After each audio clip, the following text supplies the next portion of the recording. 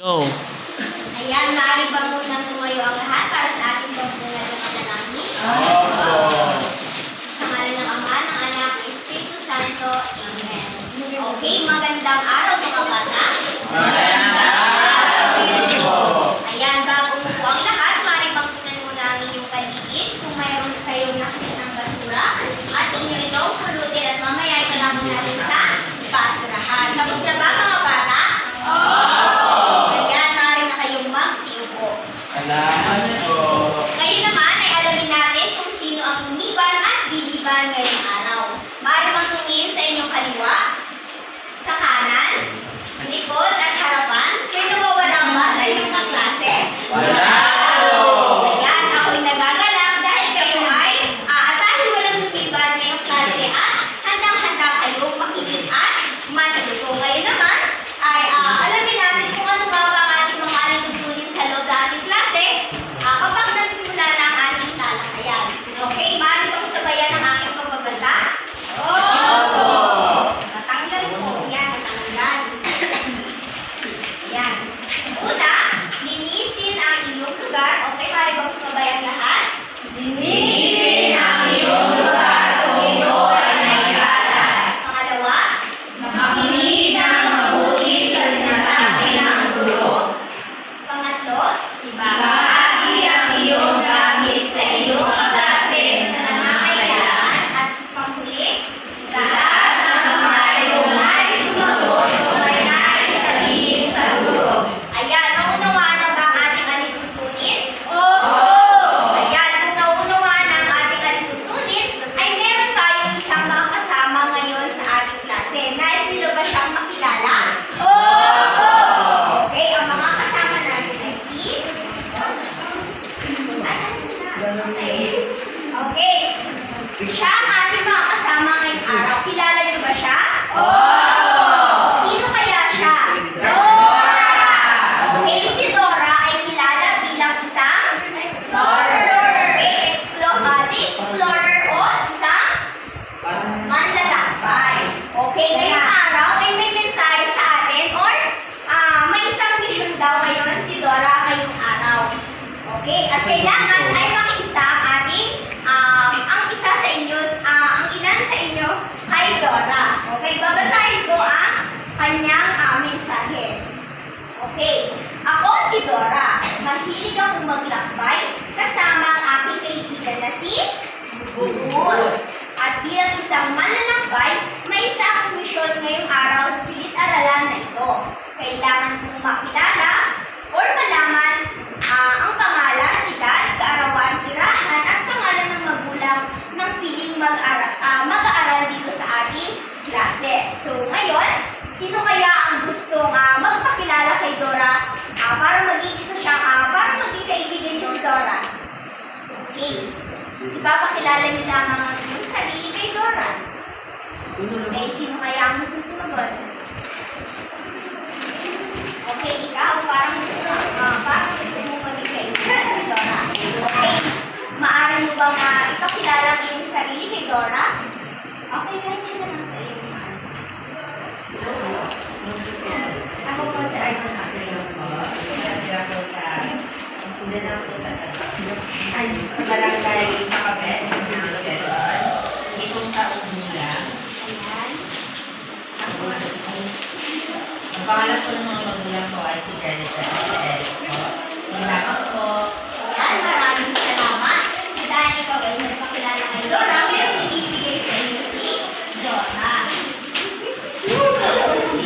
Sino pa kaya ang gusto mo magpakilala kay Dora? Okay, ikaw naman? Ayan. Hi Dora! Ako si Boy. Nakatira ako dyan sa may bahay doon. At ako ay 7 taong gulang din. Nais kitang makilala ng mas higit pa. Ayan. Maraming salamat. Si Dora. Salamat. At dahil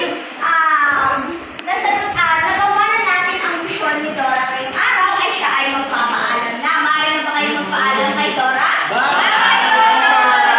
Ayan, ngayon ay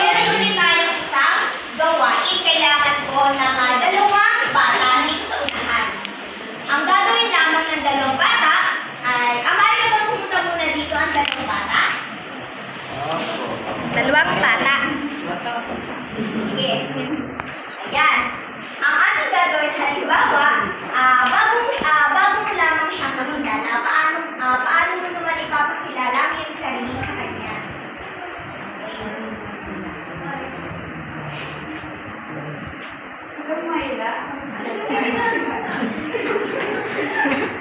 Okay, ulit daw. So, ipapakilala mo ang kanyang sarili siya ay bago mo lamang nakilala or bagong kaibigan.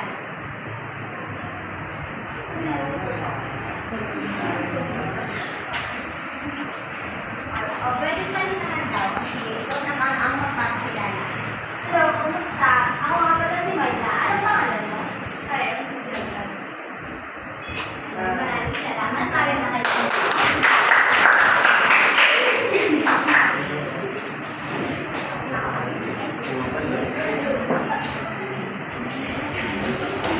Ayan, maraming salamat sa inyong kooperasyon. Ngayon, sa mga ating nagawa, sa ating mga nagawa o nabanggit ng inyong mga kaklase, meron na ba kayong ideya kung ano ang ating magiging kung ano ang tatalakayin natin ngayong araw? Opo! Ano kaya ito? Sa tingin nyo? Ikaw, ano sa tingin mo ang ating magiging topic ngayong araw? Ang tungkol po sa pagpapakilala po sa ating sarili. Ayan, tama. Ang ating tatalakayin ngayong araw ay maaari bang pakibasa ng lahat? Pagkilala sa sarili. Okay, pagkilala sa sarili. So, sino sa inyo ang nakakilala sa inyong sarili? Kilala niyo ba ang inyong mga sarili? Yes, po. Ayan, okay. O, halimbawa, ikaw ba, kilala mo nga ang iyong sarili? Ano ang iyong pangalan? Okay. Ilang taon ka na? Okay, 8 years old naman daw siya. So, ikaw, anong pangalan mo? Okay, maaari ka ba tumayo? Saan ka nakatira? Okay, malayo. So, anong pangalan ng nanay at tatay mo? Okay, maraming salamat. Mula sa inyong mga nabanggit, mukhang kilala niyo na ang inyong mga sarili. So, ngayon, meron tayong mga batayan kung paano natin makikilala ang ating sarili. Una, ang ating batayan ay ang pangalan. So, maaaring sabayan, okay, pangalan. So, alam niyo ba ang mga pangalan ng bawat isa sa inyo? Ay, yung mga katabi niyo, kilala niyo kaya? Maaari kayong mangkitin kung sino ang mga katabi niyo? Si Alan po. Si Stella po. Dito kaya sa kabila? Si Danby po. Okay. So, ngayon, bawat bata daw ay may mga pangalan gaya ng inyong nabanggit at gaya ko ako ay si Ma'am Marjorie. Okay, ngayon naman, pangalawa ay ang Dan. So, gaya ng sinabi niya kanina, siya ay 8 taong gulang na. So, ang edad ay tumutukoy kung ilang taong gulang na kayo. So, pangatlo, maaari bang pakibasa? Okay, tanungin nga natin. Kailan ka nga pinanganak? October 7. Okay, anong taon kaya ito? 2007. Okay, maraming salamat. Maaari ka lang po. Ikaw naman kaya, kailan ka pinanganak?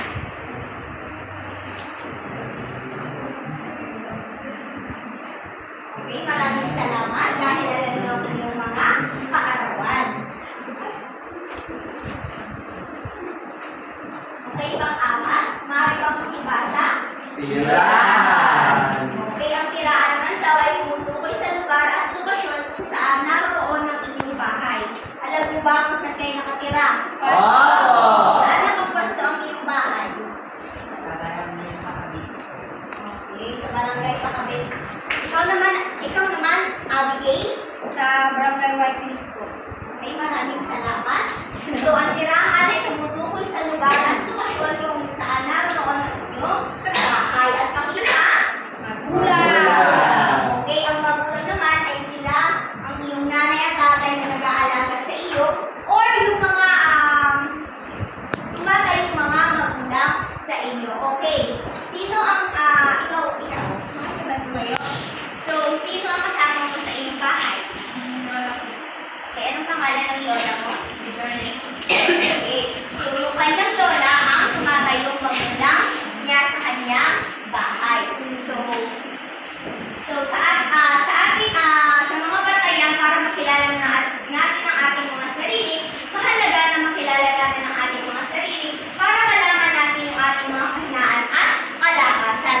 At syempre kayo ay grade 1 pa lamang. For example, kayo ay napapunta sa malayong lugar or hindi nyo alam na lugar at napalayo kayo sa inyong mga magulang, ay maaari nyo banggitin ang mga impormasyon ninyo para mahanap at matagpuan ninyo ang inyong bahay o ang inyong mga magulang.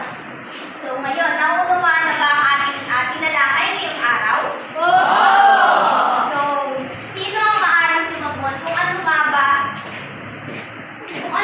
yung mga batayan para makilala natin ang ating sarili or paano natin may papakilala ang ating sarili sa ibang tao? Okay, maaaring bang tumaas ng kamay ang nais sumagot? Okay? Edad, ang pangalan, edad, kaarawan, bilangan, at magulang. Maraming salamat. Maraming salamat sa iyong pagsagot. At dahil naunawaan na ang ating tinalakay ngayong araw, ay meron ako dito isang kwento na kung saan ay makikinig lamang kayo at mamaya ay meron akong katanungan at ang mga maaari nyo isagot ay ilalagay nyo sa isang malinis na papel. Naunawaan ba mga bata? Okay. Ang ating pamagat ng kwento ay ang aking sarili. Ako si Rita B. Santos. Ako ay 6 na taon gulang. Nakatira ako sa barangay Maligaya, Tarlac City. At ipinanganak ako noong Pebrero 13, 2018. Ang aking mga magulang ay sina Maricel Santos at Marco Santos. Mahilig ako magsulat at gumuhit. Ngayon, naunawaan ba ang kwento? Ngayon naman ay magtatanong ako sa inyo at ang mga kasamutan ay ilalagay ninyo sa isang malinis na papel. Ngayon, ang aking tanong, sino ang nabanggit na bata sa kwento? Maaari niyo isulat ang inyong mga sagot muna sa malinis na papel. Okay, nasagutan na ba ang unang tanong? Ang pangalawang tanong, ilang taon na kaya ang bata sa kwento? Pangatlong tanong, saan nakatira ang bata? At pang-apat, sino ang mga magulang ng bata? At pang-lima, ano kaya ang hilig ng bata? Ano ang kanyang hilig gawin? Okay. Tapos na ba mga bata? Okay, sa unang bilang, ang aking tanong, ano ang pangalan? Itaas lamang ang kamay ng nais sumagot. Okay, ito naman muna. Ano ang pangalan ng nasa kwento? Okay, maraming salamat. Bigyan siya ng 3 palakpak. Pangalawa, ilang taon na si Rita? Okay, ikaw naman?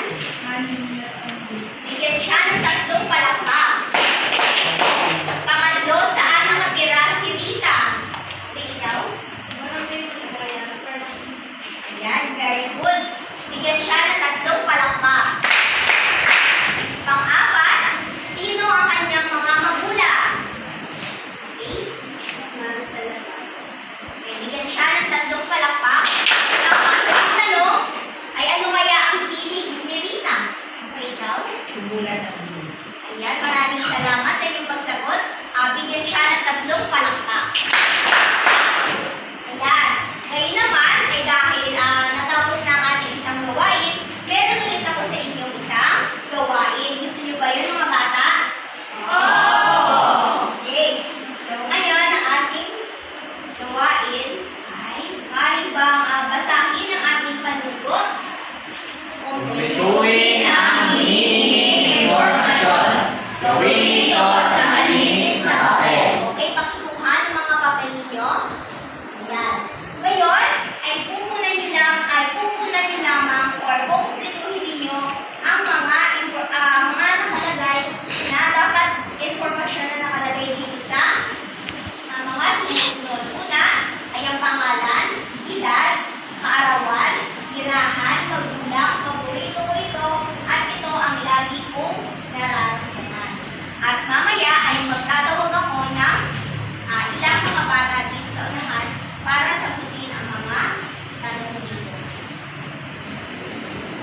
Okay, tapos na ba mga bata? Opo! Okay, so ano ang paborito mong number? Okay, Mara ka bang bumilang? Okay, Mara bang bumilang sunod-sunod? Ay, 2, 3, 4, 5, 6. Ayan, ikaw ang paborito ng ating klase. So, Mara ka bang pumunta din sa unahan para sagutin ang mga sumusunod na tanong? Kung baga, ay parang nagpapakilala ka ng iyong sarili sa iyong kaklase para lubos na ikaw ay kanilang makilala. Ayan. Hello po, ako si Agdanar Ayangko. 7 taong gulang, karawan ko po ay Setyembre 1, 2006. Ako po ay nakatira sa Barangay Pakabit, Katanawan, Quezon.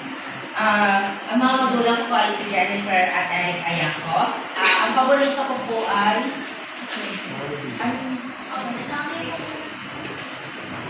ano po, adobo. Tapos ay ang lagi ko po naranasan yun ang masaya po. Salamat! Maraming salamat sa iyong pagsagot. Ayan. Naunawaan mo ba ang ating tinalakay ngayong araw?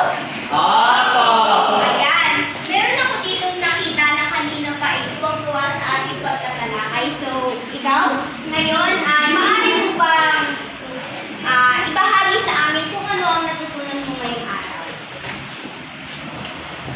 Natutunan ko po kung paano, kung ano ang tamang pangalanan sa isang tao. Lalo na kung bago mo pa lang or ngayon mo pa lang nakikilala. Maraming salamat. Bigyan siya ng 5 palakpak.